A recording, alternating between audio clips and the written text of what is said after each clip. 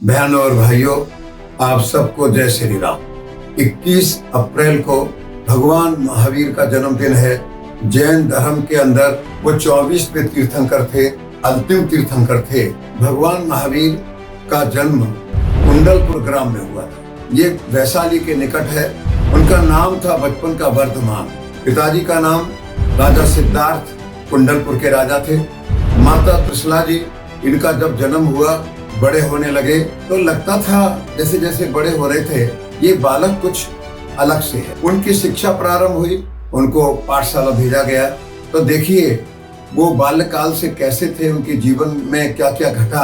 अपने साथियों के साथ खेल रहे थे, वृक्ष पर चढ़ने का कार्यक्रम चल रहा था। बालकों ने देखा एक सर्प पेड़ से नीचे उतर रहा है। सब डर करके भाग गए, पर ये वर्धमान छोटा सा बालक जो खेल रहा था उनके साथ, ये निर्भय निडर होकर के सर्प की तरफ आगे बढ़ा और बड़े आसानी से जैसे किसी रस्सी को उठा लेते हैं, नाक को दूर छोड़ दिया। और एक बार वैशाली के राज उद्यान में वो इसी प्रकार अपने साथियों के साथ खेल रहे थे। एक पागल हाथी और उठा पटक करता हुआ, थोड़ी सी तहस नहस करता हुआ इनकी तरफ आगे बढ़ा चला आ रहा। साथी डर गए, साथी भाग लिए देख करके। ये खड़े रहे, फिर आगे बढ़े, हाथी की सूंड पकड़ करके और हाथी के ऊपर चढ़ करके बैठ गए। प्यार से हाथी पर थपकी रखी और हाथी को शांत कर दिया। जो भी राजकुमार पढ़ते थे, स्वाभाविक था छात्र तेज ब्रह्म तेज दोनों आने चाहिए। तो ये धनुष बाण, तलवार, घुड़सवारी, शस्त्र, युद्ध के सभी प्रकार, फिर इसी प्रकार शास्त्र, पुस्तकों का अध्ययन, ज्ञान, शारीरिक विकास, बौद्धिक विकास, दोनों की तैयारी। लेकिन इस सारे में और एक चीज अंदर ही अंदर चल रही थी जिसका लोगों को ध्यान में नहीं आया, वो था आत्मिक विकास। समाज में क्या चल रहा है, समाज में क्या हो रहा है, हम जीवन में आए क्यों है, दुनिया में, विश्व में हमको करना क्या है। ये भी एक चिंतन उनके अंदर प्रारंभ हो गया। उस समय की जैसी समाज की अवस्था थी, उनके मित्र, खास तौर से राजकुमार, बड़े परिवारों के बच्चे, मदरा, विलासता और जो भी उस समय के उनके अंदर दुर्गुण हो सकते थे उनके साथियों के अंदर। और इनका जीवन अलग प्रकार का था। इन्होंने अपने साथियों को समझा करके इन दोषों से दूर करने का प्रयास किया और काफी हद तक अपने साथियों के जीवन में परिवर्तन हुआ। धीरे धीरे बड़े होते गए, इनको ध्यान में आया समाज की स्थिति क्या है। कैसे चौराहों पर पशुओं की तरह लोगों को गुलाम बनाकर बेचा जा रहा है। चंदन बाला जैसी राजकुमारी चौराहे पर बेच दी जाती है। लोग मदिरा का सेवन कर रहे हैं, जुआ खेल रहे हैं, अंधविश्वास इतने बढ़ गए हैं।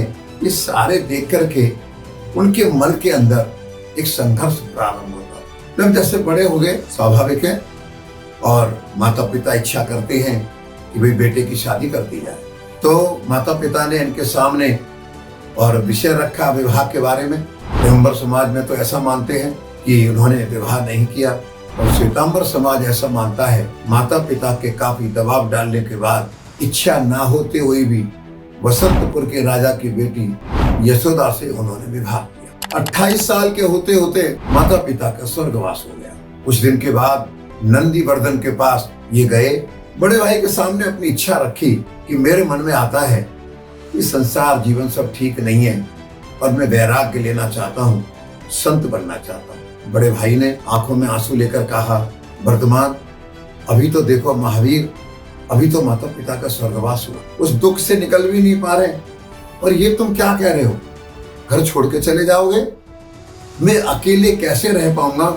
उन्होंने भाई की आंखों में आंसू देखे, भाई की बातें सुनी और सुनकर के कहा, अच्छा, अब अगर आपकी ऐसी इच्छा है तो मैं 2 साल और परिवार में लगाता हूँ, उसके बाद फिर मैं सन्यास के रास्ते पर, वैराग्य के रास्ते पर। उन्होंने ये 2 साल राजपाट में नहीं लगाए। आने वाले समय में जिस रास्ते पर उनको जाना था, उन्होंने उसके लिए मैं योग्य पात्र बन जाऊं, उसके लिए मैं अपने शरीर को, मन को, बुद्धि को, सबको ढाल लूं, एक इस प्रकार से उन्होंने तैयारी प्रारंभ। और जब वो 30 साल के हो गए, फिर भाई के पास गए, और जैसे आपने भी हाँ भर दी थी 2 साल पहले, अब मुझे इस रास्ते पर जाने। भाई का आज्ञा लेकर और बहुत अच्छे वस्त्र पहन करके बहुत बड़ी शोभा यात्रा ये चली कुंडलपुर से। वहीं के एक उद्यान में हजारों लोग बैंड बाजे के साथ वहां पर पहुंचे और वहां पहुंच करके उन्होंने अपने आभूषण उतारे, अपने वस्त्र उतारे,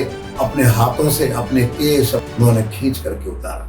बड़े सरल ढंग से उन्होंने सारे काम कर दिए, चेहरे पर एक अजीब मुस्कुराहट। उसके बाद नगर के सारे लोगों से विदा लेकर, अपने भाई से विदा लेकर चल पड़े कमरी ग्राम की ओर और मुनि बनकर के उन्होंने अपना प्रवास प्रारंभ कर। ये जब कमरी ग्राम की ओर जा रहे थे, रास्ते में एक सोमपाल नाम का व्यक्ति आया। उन्होंने कहा, देखिए, आप जो 2 साल में दान पुण्य कर रहे थे, मैं उस समय बहुत दूर था, आ नहीं पाया, बहुत गरीब हूं मैं, आप मुझे कुछ जरूर दीजिए जिससे मेरी गरीबी दूर हो जाए। भगवान महावीर ने कहा, भाई मैं तो दीक्षा ले चुका हूँ, संन्यास ले चुका हूँ, मुनि हो गया हूँ, आप देख रहे हो कुछ भी नहीं है। कहने लगा, नहीं कुछ तो दीजिए। उनके कंधे पर उनके भाई ने चलते समय एक अच्छा कीमती वस्त्र डाल दिया था। उन्होंने आधा फाड़ करके उनको दे दिया। सोमपाल उसको लेकर के अपने गांव में, शहर में आए और उन्होंने वहां के अच्छे व्यापारी को दिखाया। उनका, अरे ये तो बहुत कीमती वस्त्र है, इसका आधा हिस्सा और मिल जाए, इसकी कीमत 1 लाख स्वर्ण मुद्रा। वो फिर महावीर को तलाशने निकले। कुछ समय के बाद महावीर जी को तलाश लिया। वो जंगल में चले जा रहे थे, वो भी उनके पीछे चल पड़े, पर हिम्मत नहीं पड़ी कि उनसे आधा वस्त्र और मांग ले।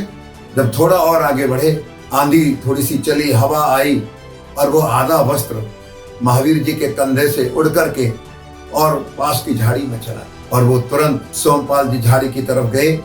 उस वस्त्र को उन्होंने उठाया और ये पहले वाला और ये वस्त्र लेकर के उन्होंने सोचा कोई आम आदमी तो खरीद नहीं पाएगा, और वो कुंडलपुर के महल में और नंदिनी वर्धन के पास पहुंच गए। जैसे ही कपड़ा लेकर के पहुंच गए, नंदिनी वर्धन ने कहा तो कुछ नहीं, लेकिन वो जान गई ये कपड़ा वही है जो मैंने चलते समय उनके कंधे पर डाला था। 1 लाख स्वर्ण मुद्रा देकर के उन्होंने सोमपाल को विदा किया।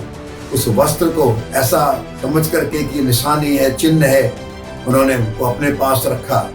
पूरे जीवन में जो राज्य का संचालन किया, भगवान महावीर ने जो सिद्धांत और नियम दिए और जिस प्रकार का जीवन जिया, उनके बड़े भाई ने भी उसी प्रकार से राज्य का संचालन। इधर महावीर कमर ग्राम की ओर आगे बढ़ते गए और एक आगे चल करके वन आया, पर वो ध्यान लगा करके बैठ गए। एक व्यक्ति अपने बैलों को लेकर के आया, ये तो ध्यान में बैठे थे। उनका, देख भाई, मैं जरा गाय का दूध लेने जा रहा हूँ, मेरे बैलों का जरा ध्यान रख। उन्होंने कुछ नहीं बोला, ध्यान में थे। वो वापस लौट कर आया तो देखा बैल नहीं है। वो बैलों को ढूंढने निकला और वापस आया तो देखा कि दोनों बैल भगवान महावीर के पास ही वहीं पर खड़े हुए हैं। थोड़ा गुस्सा आया, उन्होंने उनको मारने के लिए एक रस्सा उठाया, उनकी तरफ आगे बढ़ा। एक दैवीय शक्ति दिखाई, एक आवाज आई, क्या कर रहे हो तुम? ये पता है कौन है? ये राजकुमार वर्धमान है और अब इन्होंने संन्यास लिया है, ये मुनि हो गए और तुम इन पर इस प्रकार से प्रहार करोगे। उसको अपनी गलती पर पश्चाताप हुआ। उसने रस्सा नीचे रखा, भगवान महावीर के चरणों में प्रणाम किया। उनकी जब साधना खत्म हुई, उन्होंने बड़े प्रेम से सिर पर हाथ रखा, बड़े प्यार से, और वो व्यक्ति वहां से आगे बढ़ गए। इसी प्रकार वो आगे चलते गए